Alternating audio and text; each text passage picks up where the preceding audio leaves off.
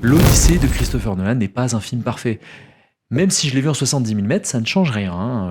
Et ceux qui essaient de vous le vendre comme tel ne rendent vraiment pas service au film. Parce qu'en réalité, ce qui rend cette adaptation, je trouve, passionnante, c'est pas sa fidélité absolue de Homer. De toute façon, adapter parfaitement l'Odyssée, avec tous ses épisodes, ses symboliques et ses contradictions, c'est pratiquement impossible. Et je vous en ai parlé dans ma vidéo Plateforme Rouge. Un réalisateur, il est forcément obligé de choisir un prisme.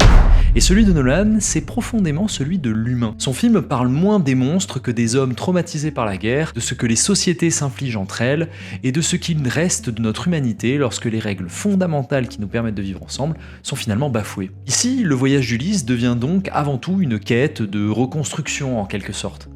Et sur ce point, moi je trouve le film vraiment réussi. Certaines séquences sont remarquablement mises en scène, le Cyclope fonctionne très bien, et aussi la séquence avec Circé. Nolan transforme complètement ce passage en séquence horrifique, presque malsaine, et prend enfin des risques, je trouve, dans sa filmographie, que je m'attendais vraiment plus forcément à voir. Alors on voit pas trop le temps passer dans ce film. Malgré quelques baisses de rythme de ci de là, les péripéties s'enchaînent vraiment bien, et les presque 3 heures de film passent étonnamment vite.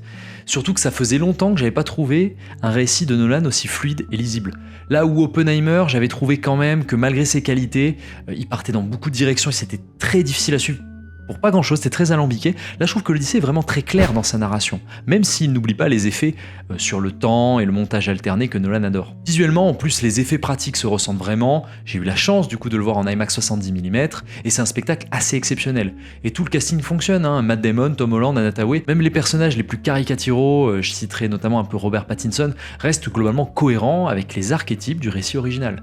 Et pour une fois chez Nolan, les personnages féminins aussi disposent vraiment d'une véritable place dans l'histoire. Moi, mon principal bémol, en revanche, je trouve, c'est la musique de Ludwig Göransson.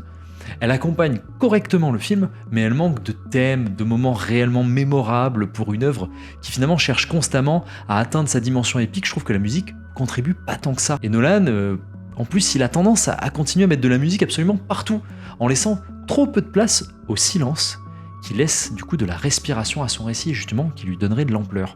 Mais malgré ses défauts, l'Odyssée reste une œuvre totale, ambitieuse et spectaculaire comme Hollywood, malheureusement on produit de moins en moins. Donc même si je renoue pas complètement avec le cinéma de Nolan avec lequel j'ai grandi, moi cette Odyssée, ça reste malgré tout un très grand moment de cinéma. Et rien que pour cette ambition, pour moi ça mérite clairement d'être découvert sur le plus grand écran possible.